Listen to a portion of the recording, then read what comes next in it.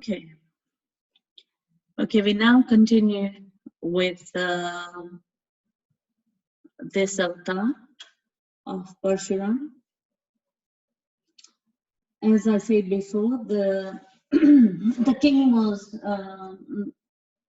pleased by the cow's yield and took the cow to his palace against the saint's will. When Parshuram got to know about this, he destroyed the king's army and killed the king. To avenge their father's death, the sons of the kings called Jamagdagni, Parshuram's father. Parshuram vowed to kill the Kshatriya race 21 times, as his mother had beaten her breast those many times in vain. Parshuram kept his vow and filled 5 lakes with their bloods. He is considered to be one of the 7 immortals mentioned in the scriptures. In this avatar, all his super energy was reduced during the Treta Yuga when Sri Ramchandraji came into fore in that yuga, when he manifested. So that's Parshuram. In the next avatar is one of the most significant and powerful avatars in the Hindu Dharma, and the lead character of the epic Ramayana, which is playing very well in India at the moment, and is beautiful. He was an ideal man and the perfect human being. Sri Ramchandraji's story in the form of Ramayana is known to many. To keep his father's honor, Prince Rama gave up his throne and served 14 years of exile in the forest along with his wife Sita ji and younger brother Lakshman. Ravan, the king of Lanka, abducted Sita ji. And as the legend goes, Sri Ramchandraji, along with his army of Vanars, killed the demon Ravan and saved Sita ji. There's so much more to this beautiful avatar. Well, all of them are beautiful, but this is one of my favorites. And thereafter, we come to Balram. He is the brother of the Almighty Sri Krishna. There is quite there's quite a few questions around this avatar, because 2 avatars, Sri Krishna and Balram, riding together, but it's very well explained in the Srimad Bhagavad Puran. I'm not going to go into details of that at this stage, because we're just touching the emphasis of all the avatars, especially the Dasa avatar. So he is known for his strength, carrying a plow, and was Duryodhana and Bhim's guru in the teaching of the Gadas, the weapon that he used. He shares many adventures with Krishna, which includes bringing a tyrannical ruler comes to justice. Krishna.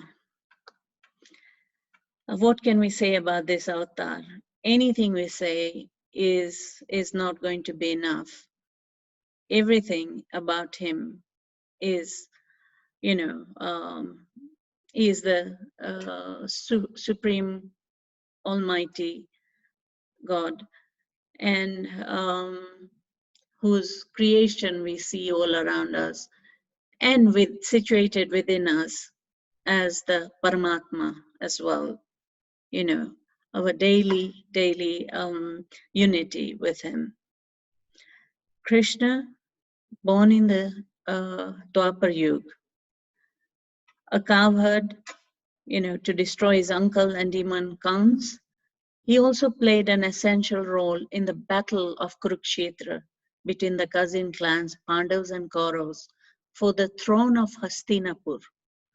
Through the battle of Kurukshetra, Krishna laid some of the philosophies as guidelines for life. These guidelines are recited in the Bhagavad Gita, the divine song of Krishna. We are also studying the Bhagavad Gita in this class simultaneously with the Upanishad and other Puranas. So we have studied part of this, and we hope to, go through it completely and enjoy the rest of it. Buddha Avatar. In the Dwapar Yuga, Buddha, born as Prince Siddhartha, became renowned to the world when he became a monk and attained enlightenment, sacrificing the luxuries of princely life, detaching himself from worldly pleasures, and practicing deep meditation. He spread the message of peace. He came to earth in this form to make humans see the importance of self-realization and liberation, which is a path for all of us. Kalki Avatar is the only avatar of Krishna that is yet to be born. It is said that obviously it's going to be in Kali Yuga. We are in the Kali Yuga era, and this avatar is going to take place in Kali Yuga, which will end all evil by defeating the demon Kali and start a new Satyug or Kalki Yuga. Kali is all the negative emotions and elements personified into one. Kalki is depicted as a warrior riding a white horse and holding a shining sword. This is as per the Srimad Bhagavad Puran, the great Puran which enlightens us with what the future holds as well. So, in summary, the 10 main avatars of Vishnu are Matsya, which is the fish, Kurma, the tortoise, Varha, the boar, Narsimha, the lion man, Vaman avatar, the dwarf, Parshuram, the lumberjack, Lord Rama, king of Ayodhya, Lord Krishna, most important avatar of Vishnu or Krishna himself, Lord Buddha, Siddhartha Gautam, later known as Buddha, Kalki, yet to be born. These are the 10 main avatars of the 24 that we have, all in all. Okay, so we hereby summarize the Dasha Avatar. This was a special request, thank you, by a couple of people who asked me certain questions and they wanted to know about the Dasha Avatar. So this was for them. And we're going to Upanishad. The first part of Upanishad, the disciple approached the master and inquired concerning the cause of life and human activity. Having a sincere longing for truth, he desired to know who really sees and hears, who actuates an apparently physical man. He perceived all about him the phenomenal world, the existence of which he could prove by his senses. But he sought to know the invisible, casual world, of which he was now only vaguely conscious. Mind all-pervading and all-powerful, or is it impelled by some other force? He asked. Who sends forth the vital energy without which nothing can exist? This is the question, and where we are is where the answer begins.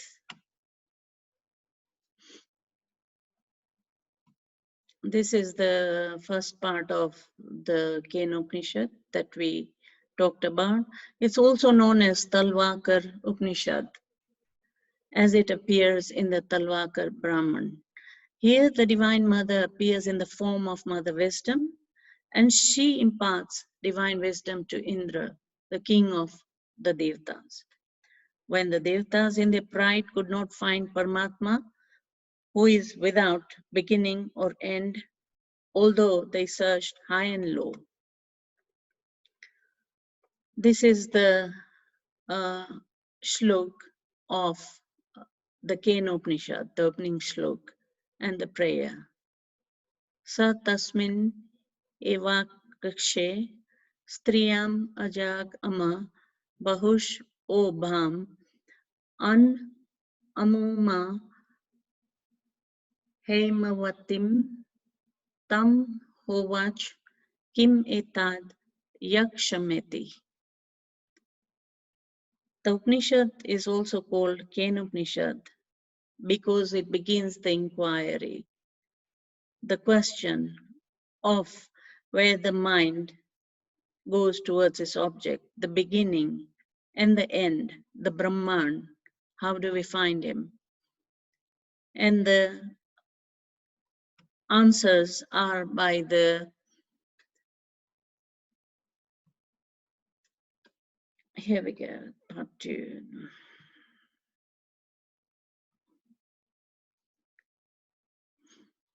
Okay. The shlok as translated is, if thou thinkest, I know it well, then it is certain that thou knowest but little of the Brahman, the absolute truth, or in what form he resides, in the devas, minor aspects of the deities. Therefore, I think that what thou thinkest to be is still to be sought after. So the disciple is still trying to figure out the Almighty Brahman. As an ordinary man hears, sees, and thinks as we do, he is satisfied to know only as much as that can be known through the senses, all our senses. He does not analyze and try to find that which stands behind the ear or the eye or the mind. He is completely identified with his external nature. His conception does not go beyond the little circle of his bodily life, what we do in daily life, our bodies, our relations, and all that, which concerns the outer man only. He has no conscience. He has, sorry? Okay. He has no consciousness of that which enables his senses and organs to perform their task. There is a huge difference between the manifested form and that which is unmanifested through the form. As we talked about the manifested form, the avatars that can be seen and felt and can be heard as well. These are the manifested forms, as we saw in the earlier slides, the Dasha Avatar. Those are the manifested forms of Brahman. However, as we know, the Upanishads came way before. We discussed the Upanishads and its origins together with the time. So this Upanishad, they're looking for the manifested form. One who clings to the senses and to things that are ephemeral must die many deaths. But the man who knows the eye of the eye, the ear of the ear, having severed himself from his physical nature, becomes immortal. Immortality is attained when man transcends his apparent nature and finds that subtle, eternal, and inexhaustible essence which is within him. There are 7 men in this universe who have immortality. One of them is Hanumanji, there is Ashwatthama, and Vedvyasji. So in that aspect, that's all related in Srimad Bhagavad Puran.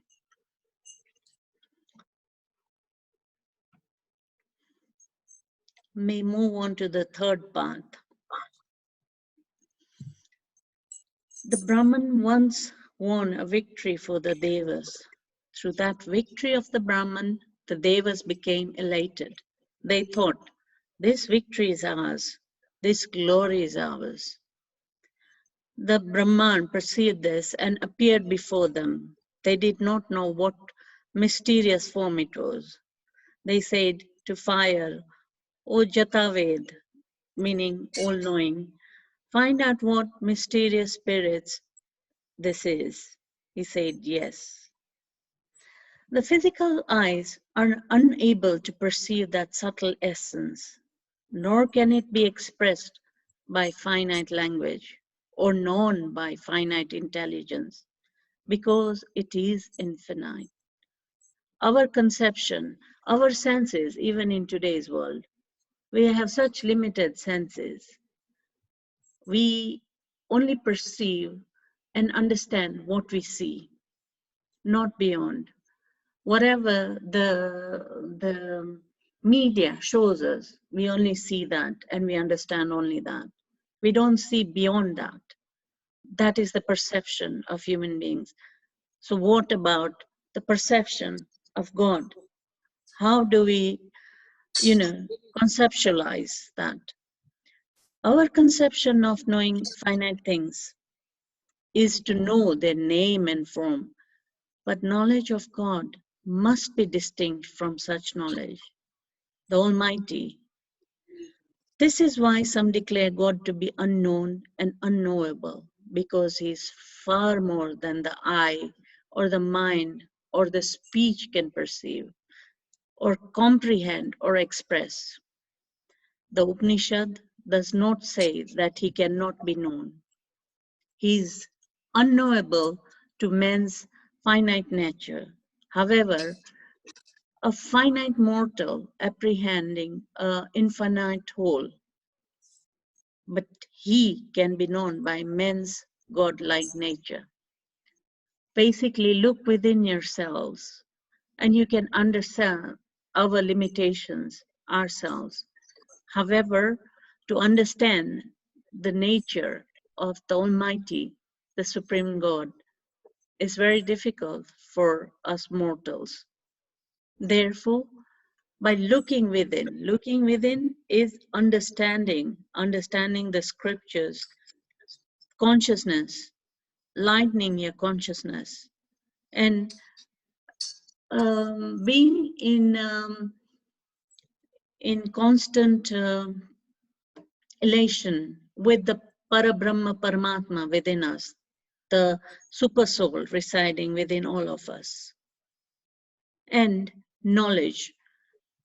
We understand, obviously, in today's day and age, we, with God's grace and all the Vedvyas's scriptures and all the Rishi Muni's Upanishads and all that, we are in a better place today because we do understand the nature of God a lot more than during those times. However, it's up to us to explore on the further existence of the Lord.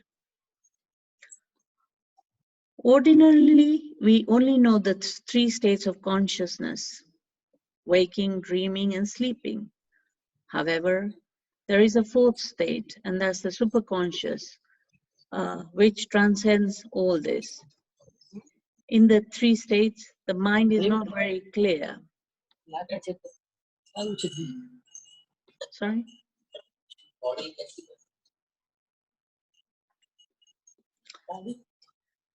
Okay.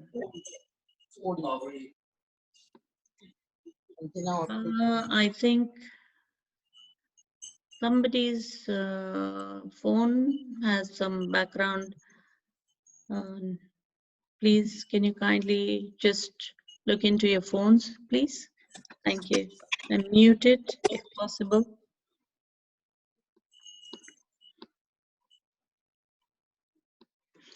Okay, so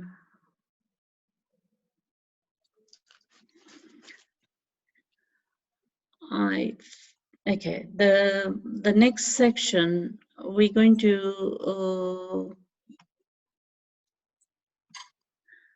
to due to the time limitations, we're going to